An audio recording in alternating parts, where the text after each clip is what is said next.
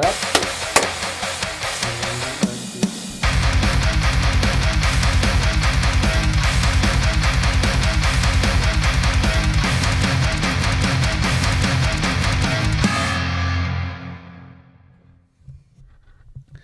All right. Welcome to Guestlisted with Shank Aaron. I am Shank Aaron. Today we have my guest, Alex Anonymous. That's right. For the sake of this podcast, and we actually did have to consult with a lawyer on this, we are going to keep the rest of his identity a secret. Even though the statute of limitations seems to be on our side for this thing, we wouldn't want to get anyone into any legal trouble because the stories of tonight's episode involve some Debauchery. The Boulder Police Department. Yeah. And yeah, we overall, I think we came out on top on that situation, but we want to keep it that way. Yeah. So before we really get into the main topic of our podcast tonight, I wanted to do a little background of our relationship. I met Alex when I first moved to Boulder, Colorado, when the dubstep scene was still very new. It was still a very niche thing, so if you met someone else who was really into dubstep, like you were instantly friends because there were so few of those people out there. And so we got linked through the music. I was just kind of starting out. He had an overall view of kind of where it was going. You had like a foresight, which was mostly came to fruition for a lot of things. Yeah. So you were like kind of like my unofficial manager for a little bit and giving me advice on, where to take my career when I was first starting out. Yeah, this was like 2009 we met. So it was about 13 years ago, or 2008. Yeah, 2008. Probably. So right when the music scene was beginning to get pretty big in Boulder, especially with bass music. Yeah, I think that music was coming through. When we first started our night in Boulder was like 2011 or 12. Yeah. So it was like, we had known each other for a little bit. And you were doing drum and bass before that. That's how I met you initially. Yeah, so like I just kind of started crossing over to the dubstep world. Just to put it in music terms for you, it was right around the explosion of like Circus Records and Flux Pavilion and Dr. P were like the biggest dudes in there. The Skrillex situation. Yep, and the Boulder scene was popping off right around that time too. It was going crazy so with the college students. I think that lights. With a lot of that dubstep, it really blew up in the college circles because they were spreading music so quickly. So that was the majority of our fan base. So like me and Dirt Monkey were like really in the right place at the right time for that because we just had a basic built-in crowd to any show that we were trying to do in Boulder. Yeah. One of the things that I remember about when I first met you, and you guys are probably going to laugh at this knowing how this all ends up playing out, was when I was first starting out, we were doing doing a little bit of our own productions. And your advice to me was you guys should do more like hip hop remixes, like dubstep with like today, whatever current rap music lyrics over it, or remixes of like pop songs. Popular top 40, any tracks that people knew that could get linked to your music from blogs. Right, but with like a dubstep feel more to bassy. It. And I was unreceptive to that idea. Did not like it. No. Patrick was kind of on board. Yeah, we did the one track. We did that, we did the Lil Wayne one. The Lil Wayne, that's right. Which I thought was one of your best tracks. So managing, I was the unofficial manager of you and Dirt Monkey, and that was one of the tracks that I thought was the best track that you did. Yep. And it blew up. It was the Drop the World remix. Yep, absolutely. Yeah. And you were right on that as well. But the example that you gave to me, and keep in mind, there's only like a handful of people that I was listening to at the time, and you came at me with this totally unknown group I'd never heard of before, and you were like, check these guys out. They're doing a lot of these pop remixes, and I think that they're going to blow up. And at the time, I remember looking at them, and they didn't have any good stats. They had some good plays on some of those tracks, but like no one really knew who they were. And I just didn't like it. I was like, this is bad. I don't think anyone else is going to dig it either. And I remember being like, and their name's stupid too, Adventure Club. And now looking back on that, You definitely had the right idea that whole time because everyone else figured it out as well because Adventure Club is still huge to this day. Yeah. But at the time, they were like, they'd never played in Colorado. They were basically unknown. They're from Canada, yeah. And they didn't have a visa for Colorado or for the States. And they were hard to come by in the music world in the States. So I thought it would be a great band to bring through, a music group to bring through. There's another story that I'm going to have to do on the podcast at some point, which is actually when Adventure Club first did come to town. Right, that's when we booked them. Well, for Cervantes. Yeah. And we had that big ass snowstorm. But so that's kind of how we met. We kind of coordinated on a lot of Boulder stuff. Like you were kind of like the guru. Like you saw everything for what it was and you had the right idea for like how this music style was going to blow up, especially in our little microcosm. And me and Patrick were kind of just like soldiers. Like we didn't really know what to do, but we were really passionate about what we were doing. You guys were the creatives, and I saw the system around it. I saw the way to engineer people to see your music in a bigger manner. Yeah, and you put together a lot of events around Boulder that I think you probably never really got the credit for. But one of the things that I want you to talk about was the night, the first time Skrillex came to Boulder. Yeah. Skrillex was just on tour for his first tour in the States, and he was promoting his LP, Scary Sprites, I think, his first LP that came out. Just got picked up by a label. Yeah, I think it was a Scary Monster Night. It was the LP that Scary Monsters and Nice Sprites was on. I forget what the name of it was. Right. It might have. I definitely know it was around the same time as the My Name Is Skrillex. Like it was the first debut from him. Yep. And yeah, he came to Boulder and did a show at the Fox and ended up booking Dirt Monkey and Shank, who was with the group Pillow Fight, what you guys were formed as before you went solo. And the night turned out to be really beautiful and unbelievably powerful because a lot of us had never performed in an environment like that. No, sold out environment. That was the first show that I'd ever played for where I had such like an active crowd. Like mostly crowds we've been doing, like we'd have to really warm them up through the entire night and like have them like go on these journeys with us. But we got there and they were like ready to rage 2 hours before they even got in the venue. Yep. Like it was the energy was the biggest thing I'd ever experienced to that point. Yeah, I was definitely on edge. I was when I first like introduced you guys, I was so nervous. I was chugging paps, just like super scared. And then eventually introduced you guys. But the story goes along where at the end of the night, after the show, we were trying to find a place for an after party. And you, me, and Patrick were looking for places to go. I ended up just walking back to my apartment, and I get a call from Matt, who's doing the event production. He goes, "Yo, Alex, we need a place for the after party. Sonny is looking for a spot. And do you have a place that we can go to?" And I'm like, "Oh, shit. Yeah, let's go to my apartment." And my apartment, 900 square feet. I live with 3 people. My best friend I'm living with in the basement. Right. And I'm dating his sister in the same room. So I was like, you know what? I'll just bring, the whole Fox Theater to my apartment and not tell my roommates quite yet. But do you remember what the aspect of your apartment was that was the seller for bringing Skrillex to your apartment? There was a certain... Yes. Skrillex had one stipulation to come to the apartment, and he said, "I will go to where the party is as long as there is a case of Four Locos." And I had a friend, Trevor, shout out Trevor if you're listening to this, who had the ability to find anything in the scene. He was very good at just finding whatever he wanted.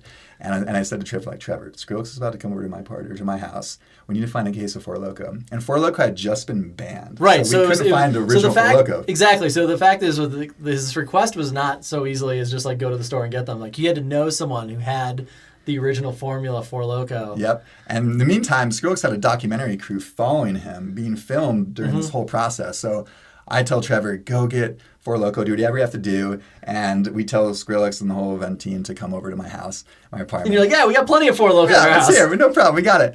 And they come over to the apartment, and the first thing they ask, Skrillex asks, he goes, so where's the Four Loko? I'm like, it's going to be here. Don't worry. It's coming. And then within 5 minutes, Trevor comes through with a case. And then Skrillex just sits on the floor, starts drinking Four Loko. And then a bunch of people start surrounding him, asking for autographs. Couldn't be more friendly. The film crew was there filming all of this happen. And it was a pretty wild scene. We were all partying, and he had like a 30-minute DJ set in this very small apartment hooking up the PA system that we had. This was a tiny, tiny apartment. 2010, maybe 2011. I want to say I think it was 2010. around the same time as the Boulder party we're about to talk about. Okay. But yeah, the thing that I always took away from this was that in my world, Skrillex, and he still in a lot of ways was the biggest thing in dubstep. Like, he was the person everyone was trying to emulate, and it was just on this burgeoning cusp of his explosive career where he was still playing small venues like this. And it was obviously his first time in Colorado, and I expected for him to be, on top, to kind of have an attitude, or, because I just wasn't used to the electronic music scene yet. And when I met him, he was like the most friendly person, super humble, super down to earth. I remember he came into your place. We were all exhausted from the show. We were super sweaty, just kind of trying to like kick back and relax. And yeah, he just like sat down in the middle of your carpet, Indian style, and just was like, sipping on a Four Loko. And all these kids, and they were like high on Molly, like tripping face, like they were fucked up and like chewing their faces off, going up to him being like, can you fucking sign this thing for me? And he was just super cool. I was like, yeah, absolutely. And he just sat there signing autographs and like talking to kids for like a while, when I was like, I can't believe he's putting up with this right now. Yeah. But it just showed you like how down to earth he really was. And then I think that a lot of other things that like a lot of other documentaries he's done and things of that nature really have shown that as well, that he's just a really good person. Definitely. Very quiet, just very, very nice. Yeah. Humble. Yeah, humble. He was like super, super cool. Definitely. I remember too, earlier in the night, I forget what it was. I think it was like they were running across the street to the Smelly Deli, and his manager just like walked into the room. He's like, hey, do you need anything from the Smelly Deli? And I was like so nervous and on edge, even sharing a green room with him. He was actually talking to Skrillex, but I kind of like thought he was looking at me, and I was like, I could really use like an energy drink. And he looked at me and he's like, no, asshole, I'm talking to Skrillex. And Skrillex was like, oh yeah, like, can I get an energy drink or something like that? And definitely get him one too. And, like, he made sure to like include me in that. And I always to this day remember that, because like I fucked up, and like all of a sudden I felt so embarrassed. I was like, oh shit, he wasn't even talking to me. Why do I think that I'm important enough to get like a drink run? But he was like, no, he's playing the show too. Like, get him whatever he needs. Cool. And so I thought that was so cool. That's really awesome. So yeah, that kind of shows like me and you have had a long relationship of doing some big firsts in Boulder when it came to bass music. And, I'm probably going to have you back on the podcast again to go through some of the other crazy adventures that we've had over the years. Clusterfuck. Yeah. Dude. It's also massive fails. Oh, yeah, the trampoline party. Oh my God, it got a massive concussion. But the reason that I invited Alex down here tonight is because if you've been following the news at all, whether you're in Colorado or outside of Colorado, there was a big, house party / riot on the hill at CU over the weekend. Yeah. And I saw a lot of videos circulating online, and I saw a lot of people freaking out about this party who wasn't even involved in it, just saying, look at these pretentious, rich kids. What right do they have to riot? Because they were flipping cars and, going crazy. Obviously bad behavior. But you also have to remember at the same time, they're college kids. They're 18 to 22-year-olds away from home for the first time. And all they want to do is get fucked up. Right. And because of the pandemic, the added things where they're like really they don't have that experience in partying. So a lot of them are probably out of their mind. That's how I took from the situation. But I saw a lot of people calling them out. But when it came down to it, it reminded me of a situation that we're going to talk about tonight. Yeah. That was very similar to something that me and Alex both experienced together a very long time ago. And we're going to take it back to 2012. St. Patrick's Day, 2012. St. Patrick's Day. 9 years ago, almost to the day. We're about 4 or 5 days away. This podcast is almost in honor of the anniversary of this crazy party. And up until this point, I'd never experienced anything like this. And since then, I have never experienced anything like this. This was a moment that will live in my memory forever as probably one of the wildest nights that I'd ever had. And I would contribute most of it to my friendship with you and getting me involved. Because at the time of this party, I was a little bit older than college kids, but still close enough. I think I was only like 2 years older than you. Yeah. And so like, you know, I wasn't like that out of place for that. But I didn't have that connection to the college kids. You were actually going to CU at the time. So you had that like, what's, you know, what's hot right now. You always were showing me like the new tunes that people were all sharing around. Right. And that was an invaluable resource at that time. But let's start it out with, I'll let you start the story with how this all started to come together with like, you know, from when you got the word of what was going to be going on until you actually reached me with the idea. Yeah, so there was an idea to put a party together at this apartment complex that I was living at. And I brought, or this idea was brought to me from a friend who lived in the apartment complex. And he said to me, you know, why don't we have a party in the courtyard? Because it's a big courtyard. We can have people around on the ledges of the balconies where all the apartments are at. We can put music in the courtyard, and we can have a big party where people are on the balconies of all the apartments, and then the music is down below in the courtyard, and the acoustics will be great. We can be drinking on the balconies. And I'll just to explain for those who aren't familiar with, this is the Marine Apartments in Boulder. So if you want to like Google map it to see the layout of what we're talking about. Basically, for the rest of you guys, it's shaped like two L's. So there was two L-shaped buildings like this, you know, that all had balconies facing inward to an atrium area over in here. And then it was 3 floors up of balconies all facing this main center area of like grass and bushes and stuff. Yep, exactly. And I had connections to musicians because I had done a lot of parties at different venues, different bars in Boulder. And so some friends came to me and asked if I wanted to book the musicians for this party. And I was like, that sounds like a great idea. Let's do it. And before we knew it, the Facebook group got created, and we invited more than enough people to fill this place up. And I was saying that we probably had, 3,000, 4,000 invites on Facebook. And back in the day when Facebook events were really big, that was where we got all the traction for all our events. We were doing all of our stuff through Facebook. And so we had maybe 1,500, 1,600 people accept the Facebook invite because we had all of the musicians inviting friends. We had all the people in the apartment complex inviting friends. And it got very big very quickly. How many units do you think that apartment building had? Oh, that's a good question. Because it's 3 floors. Yeah, maybe 90. Yeah, so that's 90 people all inviting their social network at the time. You can imagine how that spread like wildfire. Exactly. Yeah, it got big really quickly. And we ended up getting a call. One of the people who lived at the apartment complex, they got a call from the University Hill Police saying that they got a call from the police department in Boulder that there was a big party happening, that we needed to register this party with the school in order for it to happen.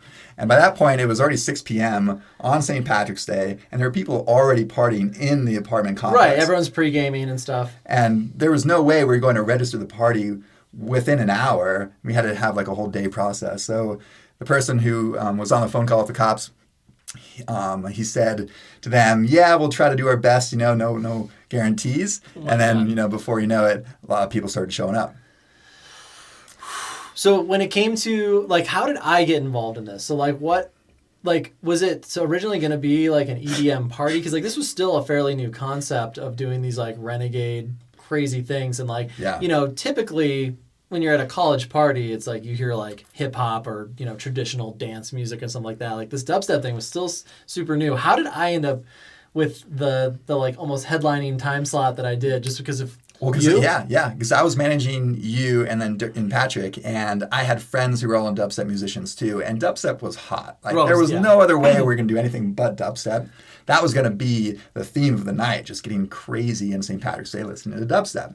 And you were headlining the slot right around 10 or so, and we didn't think it was going to last until midnight without getting shut down. So we kind of had an idea that things were going to happen pretty quickly, especially when we got the call from the cops that they already knew about the party. And we ended up going to the apartment complex, and we're setting up all the equipment, and cops come through and ask the DJs initially to unplug the equipment, and the DJs say no or say yes, and then the cops leave and the DJs plug their equipment back in, and then things got turned up pretty big. And then from that point, a lot of people started coming over from other parties right around 8 o'clock, 8:30, and before you know it, the entire apartment complex is being filled with folks.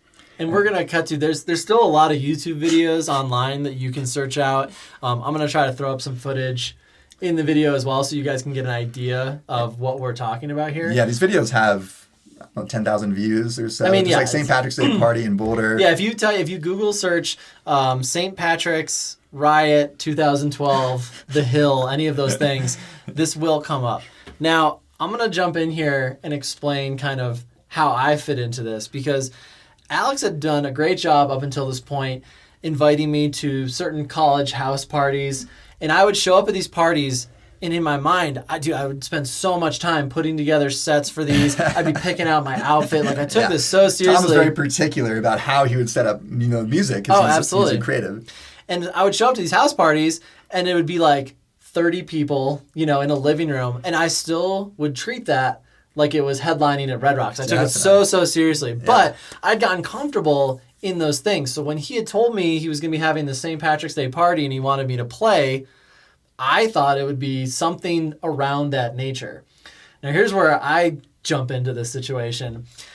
I had been drinking with some friends. We had been pre-gaming. It was St. Patrick's Day, so some people have been drinking all day, which is why the party was earlier. Like, instead of being at like 2 a.m, we started it really early because everyone was going to be day drinking and everything like that. St. Patrick's Day in Boulder is always just a shit show. You shit start show at 10 a.m. and you're fucked up until 12 at night. And if you're lucky, you'll get till 2 a.m.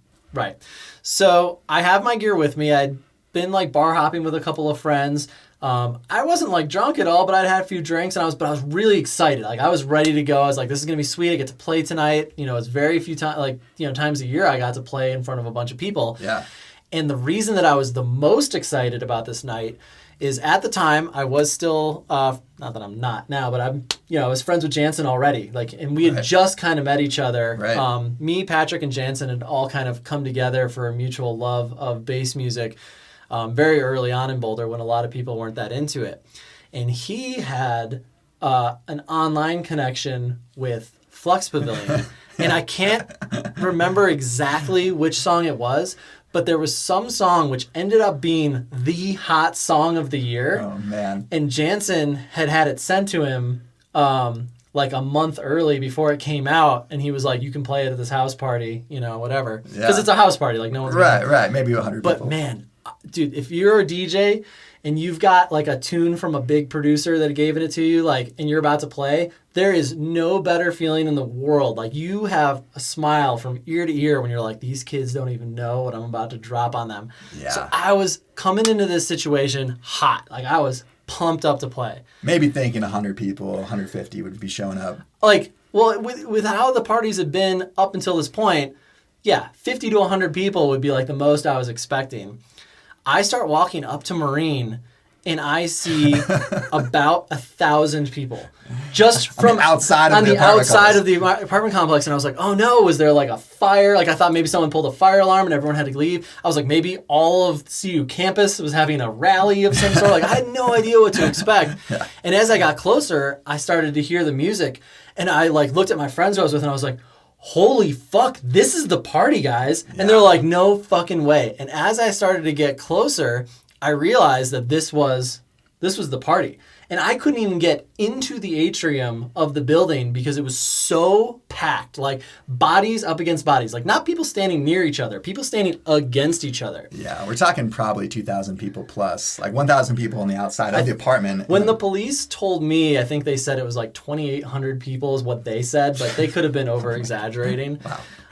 But that was people. It was everyone. It was a conglomeration of everyone from all those apartments who had invited every friend they knew, all the kids coming home from the bars, because a lot of people had to get through the party to get to most people's houses. So they had to come through there. And if you saw that, you were going to go check it out. Definitely. And it was right on Broadway, too. Yeah, so everywhere you hear it. It was insane. So when you're walking up. Yeah, so when I'm walking up, I try to start squeezing through, and I can't. Like, people literally, like, it's, if you've ever been to a really packed show, there's a point where people won't let you through anymore because it's just too packed. So I call you, and I was like, hey, man, can you, like, get me in somehow? And you were like, figure it out. I'm in the middle of this. There's no possible way. It's like, you just got to push your way through. Yeah. And so I had my backpack with all my gear on it. And I remember, like, thinking about, like, those old Vietnam videos where they're wading through, like, the swamp and they have to, like, take all their gear and hold it over their head. So I literally took my backpack off with all my, like, my laptop and stuff in it, and I held it over my head, and I'm just trying to get as thin as I possibly can, and I'm literally just squeezing through by sweat, like just in between bodies, and everyone's like, "Hey, fuck you," and I'm like, "I'm supposed to play." I remember seeing Tom coming through the people too, just like wide-eyed. He's like, "What the fuck is happening with this computer in his hand, his backpack?" And so that was the first time for me where I really got like just absolute panic attack stage fright, because I was like, this is so many people that I'm now going to be responsible for performing music in front of, and it was so overwhelming. My heart was like beating out of my chest. It was so intense. But at the same time, all I was thinking is, I got that Flux Pavilion song. I'm like, I am about to tear this bitch up, because everyone else had been playing too, and they were all playing like those, you know, Beatport top 10s or whatever, and I'm thinking to myself, I'm like, I am going to fuck these kids up. Oh my God. So I get all my stuff set up. Now, if you're not familiar with the roots of electronic music in performance, most people performed on Tractor or Serato back in the day, which was a pain in the dick to set up, because it means you had to bring your laptop, you had to bring a sound card, and like re-plug in all this stuff. So I was like setting up all this stuff, and when I got up to where the DJ booth is, like thousands of people are staring at me from every balcony up, and it was like, I look over and there's police everywhere, and I'm like, wait a minute, why? Yeah, there's police. Most of us didn't even know there were cops there. Like we saw it and it was like, oh man. Most people were so fucked up they didn't even realize. Which but was I ridiculous. noticed that there was cops, and they just looked really pissed, but they weren't stopping anything. Yeah. What we later found out was they were so outnumbered that they were waiting for their backup to come to shut this party down. Probably worried about anything that would Well, yeah, happen. I mean, if there's 10 cops there was just no way that was going to go well. So they did the right thing, and they just chilled while this was all, you know, burning itself out. But I got all my stuff ready to go, and I think the cop realized that this is only going to get worse. Yeah, because you were the person who was going to make the party go to Right. the next level. I think they saw that. And so the cop comes up to me and he goes, "Hey man, just don't." And I was like, "Oh, I'm supposed to play right now." And he's like, "Do not play any music. We're going to shut this all down." And I was like, "Okay." And then he just took a step back, and I kind of looked at him and I was like, well, that was then, but now I can play, obviously. So I started bringing in my track. And It's a great idea, you know? Yeah. And like, as soon as I did, because there had been like a good 10 minutes of me setting up of just silence, everyone starts cheering. Perfect. And I'm like... Unreleased Flex Pavilion? Yeah, well, the intro. And so I get the biggest dubstep boner. And I'm like, I don't care what's about to happen to me. I am going to rock this crowd, even though there's a cop who just told me not to do this.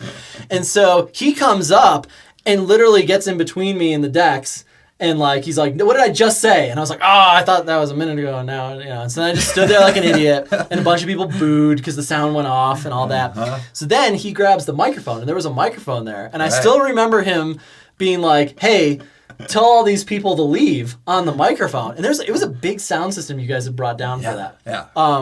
And I held the microphone, and I was like, "Oh, I'm not an MC. I don't know what to do." And so I handed him the microphone, and then he tried to yell, but it wasn't, the sound wasn't on for it. So he's just yelling at a microphone being like, "Everyone go home." And people are just booing and booing and booing. And so we're just standing there. They're waiting for their reinforcements.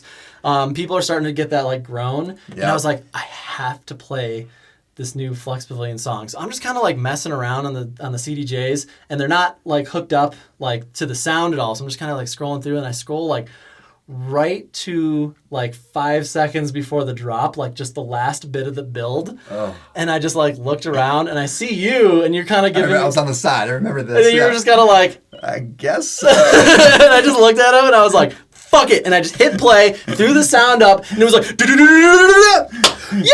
to know," or something like that. And everyone lost their fucking mind. Drinks in the air. Everyone was jumping around. It was crazy. 2,500 people. And then I just took a step back because I knew I was about to get fucked up. And the cops came, and they just started ripping cables out of the mixer until they got the sound off. This is where it got bad. Yeah, so that all happened. So I got to play about 20 seconds of the song. But that was a pretty good 20 seconds. So worth it. Yeah. Nothing will ever, I can't even describe to you the feeling that I got from that moment. And I think that was when I really realized, I'm like, I need to do this all the time. Hell yeah. I need to be able to have this sort of power. Yeah, but it was just incredible. It was such an experience. And then, these cops, everyone's watching these cops just frantically trying to pull RCA cords out of there until the sound eventually shut off. And so then I just took a step back, and I was like, okay, I have all my gear here. Like, now it's just got to play out the way it is. Yep. And then things started to degrade. Everyone starts booing. That's where it gets bad. And then out of, like clockwork, you just hear, fuck the police. Fuck the police. Yeah. Fuck the police. And all of a sudden we don't condone. I don't condone saying this to any police officer. No. Respect the police. But 2,000 college kids screaming, fuck the police. And I just started laughing because I was like, oh, this is about to get really fucking ugly. Oh, man. I remember slowly slinking back like, oh, shit. Yeah, like, this is getting... I was in this like little area that was kind of protected. That was like the makeshift DJ booth or whatever. But I was surrounded by police. So I knew that I was not a part of this. They could see me. They knew I wasn't going to do anything wrong after that. So I was just fine. And I think they also knew too. It was all my gear. So I wasn't going to run away. Yeah, the DJs were stuck. Yeah. And so... everything that people were chanting, you saw a lot of cell phones come out. All the videos started coming. And it was the whole crowd chanting, fuck the police in unison. So a lot of people all very saying loud. This. And then I see the SWAT team come in, which I later found out was apparently Boulder doesn't have a SWAT team, but Longmont does. So tanks, like armored personnel carriers, roll up in full riot gear. SWAT teams roll out and surround the whole thing, and they start screaming on the megaphones like, everyone start to go home in an orderly fashion. I look up, and I was like, wow, it's really bright. I look up, and there's 3 helicopters circling over the party with their spotlights on it. All of a sudden, I look at you again, I'm like, oh shit, this is real. Let's get out of here, man. It's not good. Yeah, this is like really getting crazy.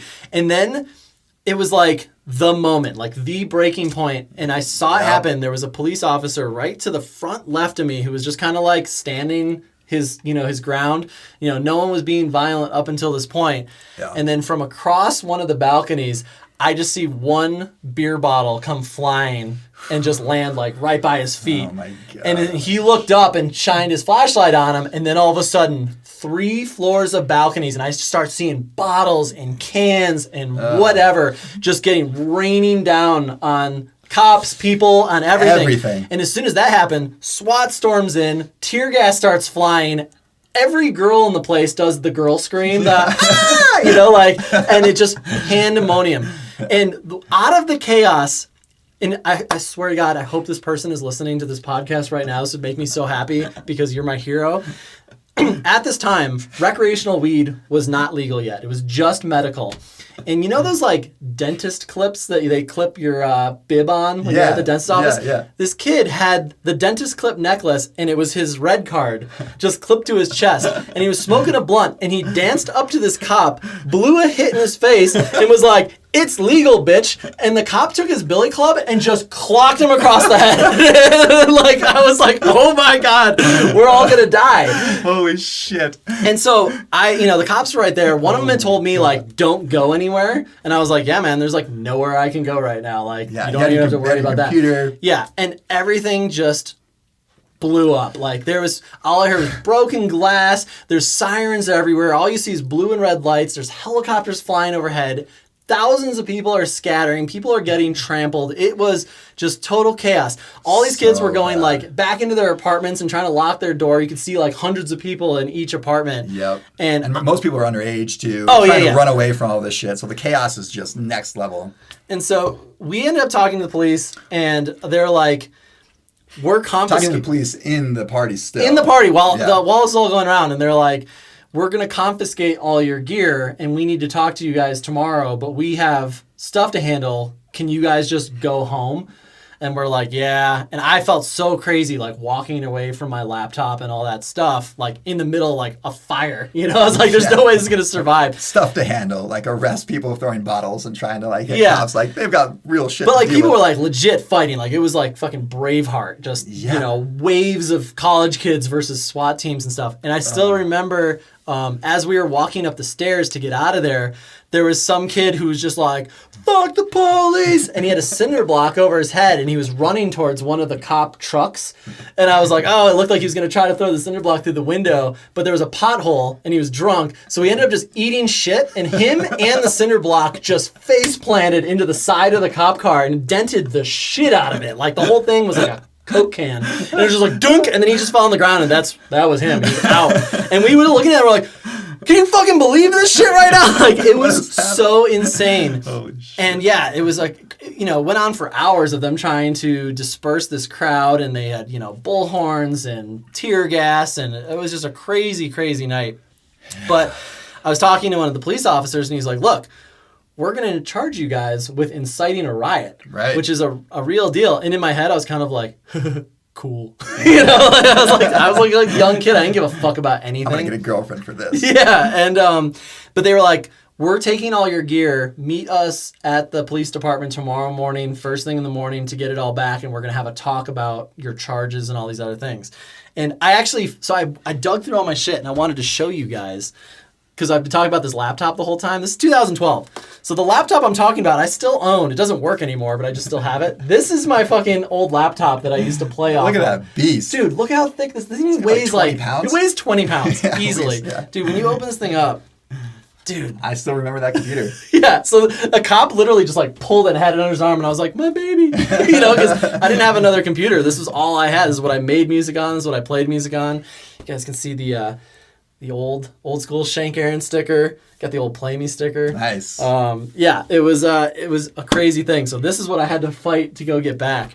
And we ended up going to the police station the next morning, and I think that the whole idea was to make us feel responsible so that we wouldn't want to do something like that again. Right. And with Boulder, what happens is you usually get incited in a riot ticket when something like that goes down, and you can plead guilty to get a party nuisance. Mm-hmm. And so, yeah, we all had to go back. I did think a few kids who didn't like fess up and like go talk to them afterwards did get tickets for inciting a riot. Yeah. They kind of understood that because I totally played as dumb as possible. I was like, I'm just this lowly musician. I had no idea that it was going to be like this. I was just trying to do my job, you know, just like you guys. And they were just like, shut up, you drunk idiot, you know.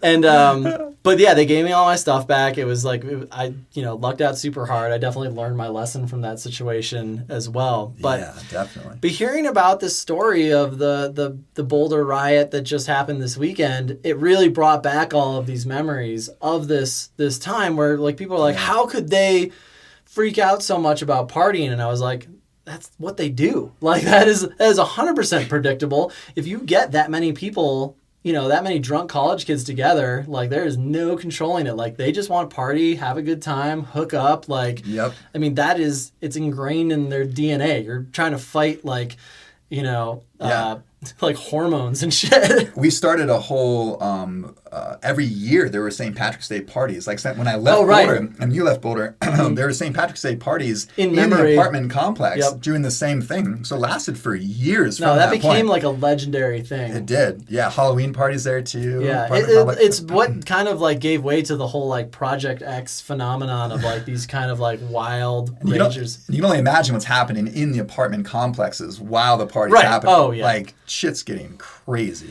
But I think it really went to show, especially like as a sign of the times, like you look at how dubstep as a music form exploded through the internet.